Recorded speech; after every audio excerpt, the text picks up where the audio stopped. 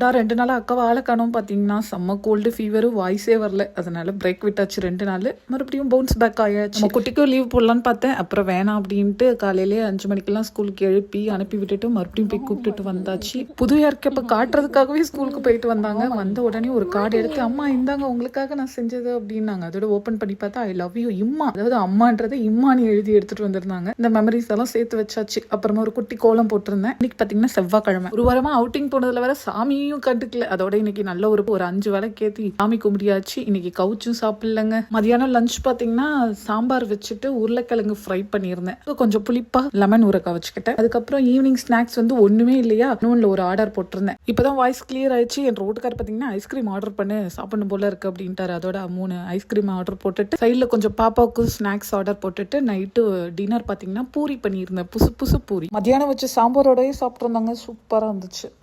இவ்வளவுதான் vlog.